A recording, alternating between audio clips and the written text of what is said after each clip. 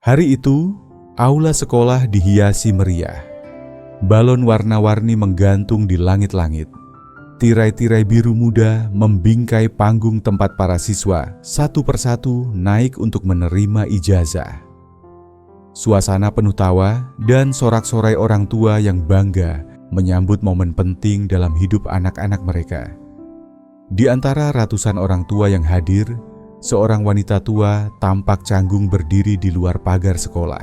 Rambutnya disanggul seadanya, tubuhnya kurus, dan bajunya lusuh, beraroma keringat dan debu. Di tangannya ada tas kresek hitam besar, berisi botol dan kaleng bekas, hasil memulung sejak pagi. Itulah Ibu Yani, ibu kandung dari Aditya, salah satu lulusan terbaik tahun ini. Aditya berdiri di barisan paling depan. Seragam toga hitamnya rapi, dasi biru menggantung sempurna di leher. Tatapannya tajam menatap panggung, namun sesekali ia melirik keluar pagar. Ia tahu ibunya datang. Ia tahu persis bau keringat dan plastik itu. Bau yang menempel bertahun-tahun di baju sekolahnya ketika ibunya dulu menggendongnya dengan karung besar di punggung. Tapi hari ini, semuanya berbeda. "Mas, itu ibumu ya?" bisik teman sebangkunya sambil menunjuk ke arah pagar. Aditya refleks menarik tangan temannya, menurunkannya pelan. Ia menggeleng pelan. "Enggak, mana ada ibuku kayak gitu." Ucapan itu seperti pisau, bahkan lebih tajam dari pisau dapur yang biasa digunakan Ibu Yani untuk memotong sisa sayur di tempat sampah pasar. Jarak antara mereka hanya beberapa meter, tapi rasanya seperti dunia yang tak bisa dijembatani. Dari balik pagar, Ibu Yani tersenyum kikuk sambil menggenggam kotak nasi bungkus yang ia sisihkan dari jatah makan siangnya. Ia tak berani memanggil nama anaknya. Ia hanya berdiri, berharap Aditya melihatnya, menyapanya, dan mungkin memperkenalkannya kepada teman-teman atau gurunya. Sejenak saja, namun yang ia dapat hanyalah tatapan sekilas, dingin, hambar, dan akhirnya punggung yang membelakanginya. Ibu Yani masih berdiri di sana ketika nama Aditya dipanggil sebagai peraih nilai tertinggi seangkatan. Semua orang bersorak, orang tua bertepuk tangan bangga, dan kilatan kamera meledak-ledak dari segala arah. Aditya berjalan ke atas panggung dengan langkah percaya diri, menerima ijazah dari kepala sekolah, lalu berfoto bersama para guru. Tak sekalipun ia menoleh ke arah pagar, dan di balik pagar itu, Ibu Yani menggigit bibirnya, berusaha menahan air mata yang menggenang. Ia tahu dirinya hanya pemulung, tapi ia juga tahu ia adalah ibu dari anak yang kini berdiri gagah di panggung. Anak yang dulu ia peluk setiap malam, yang ia carikan makan dari sisa pasar, yang ia daftarkan ke sekolah dengan menjual cincin kawinnya. Tapi hari ini semua itu tak berarti apa-apa. Setelah acara selesai, para siswa dan orang tua tumpah ruah di halaman sekolah. Peluk hangat, tawa bangga, dan foto-foto kebersamaan menjadi pemandangan yang umum sore itu. Namun Aditya memilih menjauh dari keramaian. Ia berdiri di dekat parkiran, menatap layar ponselnya seolah mencari-cari alasan untuk tidak harus berinteraksi dengan siapapun. Dari kejauhan, Ibu Yani masih berdiri di sisi luar pagar. Ia tak pernah masuk ke dalam karena merasa malu. Tak ada kartu undangan. Tak ada baju yang pantas untuk layak berada di tengah keramaian orang-orang berdasi dan bersanggul rapi. Ia hanya menunggu, berharap anaknya menghampiri, atau setidaknya mengucapkan satu kata saja. Tapi yang datang justru seseorang lain. "Bu, ini Ibu Aditya ya?" tanya seorang guru perempuan paruh baya yang tak sengaja lewat. Dan melihat Ibu Yani berdiri lama sendirian, Ibu Yani tersentak kaget. Iya Bu, saya ibunya." Senyum ramah guru itu mengembang. "Wah, selamat ya Bu. Aditya anak yang luar biasa. Nilainya paling tinggi. Saya sering lihat dia belajar di perpustakaan sampai sore." Ibu Yani hanya menunduk. "Iya Bu, terima kasih. Dia anak baik. Kenapa nggak masuk aja Bu? Foto bareng sama anaknya." Ibu Yani menggeleng cepat. "Nggak apa-apa Bu, saya di sini saja. Biar dia yang menikmati harinya. Sang guru mengangguk perlahan lalu pamit. Sementara itu, Aditya sudah melihat kejadian kecil itu dari kejauhan. Ia menggertakkan gigi. Wajahnya panas, bukan karena marah, tapi karena malu. Malu akan ibunya sendiri. Beberapa temannya mulai mendekat. "Dit, lo nggak ngajak orang tua lo ke sini?" Lo sendirian ya? Kasihan banget." Tapi tadi ada ibu-ibu gembel di luar pagar." "Jangan-jangan..." Aditya segera memotong.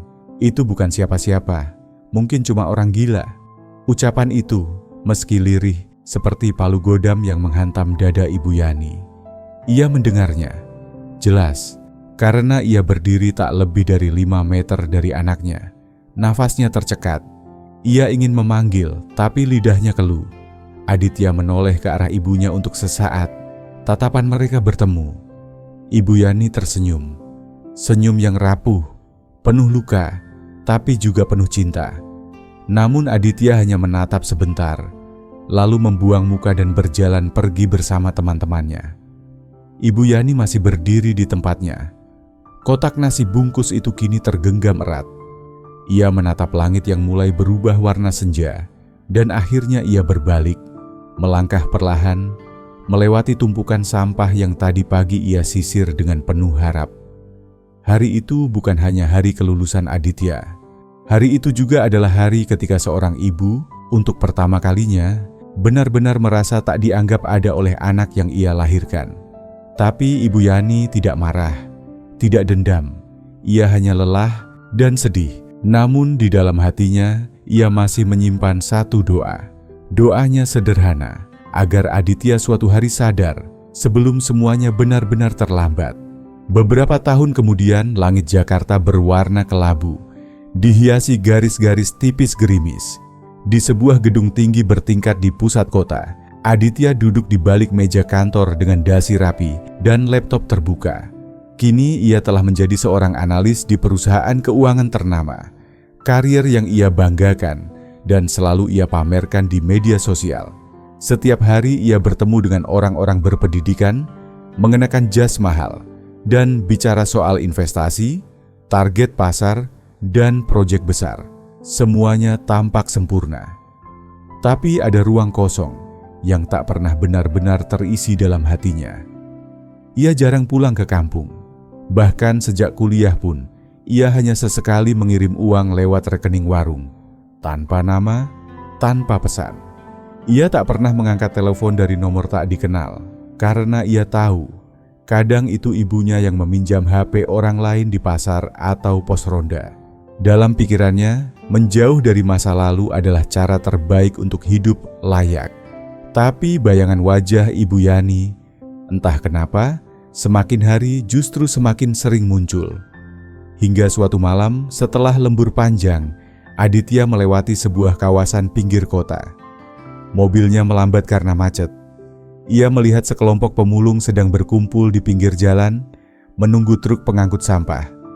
Salah satu dari mereka membuat jantungnya terhenti. Wanita itu duduk bersandar pada karung besar, mengenakan jaket lusuh, wajahnya tua dan pucat. Tapi matanya, senyumnya, meski lelah, terasa begitu familiar. Aditya langsung memarkir mobil di bahu jalan, keluar, dan berdiri membeku beberapa meter dari wanita itu. "Ibu?" Wanita itu menoleh perlahan. Mereka saling menatap. Sunyi, gerimis mengalir di pipi seperti air mata yang tak bisa dibedakan mana hujan, mana penyesalan. Aditya melangkah maju. "Ibu, ini aku." Aditya, wanita itu tak salah lagi adalah Ibu Yani. Tapi tubuhnya jauh lebih kurus, wajahnya lebih tua dari usianya. Ia mengedipkan mata, menatap anaknya dari ujung kepala sampai kaki, lalu tersenyum kecil. "Anakku sudah besar ya." Aditya ingin memeluk, ingin menangis, ingin minta maaf, tapi semua lumpuh di tenggorokan. Ia hanya berdiri kaku, seperti anak kecil yang baru menyadari bahwa dirinya telah salah selama bertahun-tahun. "Ibu, kenapa nggak pernah nyari aku?" Ibu Yani tertawa pelan, batuk kecil. "Apa gunanya, nak? Waktu kamu nggak ngakuin ibu waktu wisuda itu, ibu tahu, mungkin memang lebih baik kamu jalan sendiri, tanpa beban." Aditya menunduk. Tenggorokannya tercekat. "Ibu minta maaf ya, kalau ibu bikin kamu malu." "Jangan Bu, jangan bilang begitu." Tapi Ibu Yani hanya tersenyum lagi, senyum yang tak pernah benar-benar pergi dari wajah lelahnya. "Ayahmu gak sempat lihat kamu lulus, tapi Ibu lihat, dan itu cukup." Gerimis makin deras. Orang-orang mulai berlari mencari tempat berteduh, tapi Aditya masih berdiri di situ, menatap ibunya yang kini mulai gemetar karena dingin.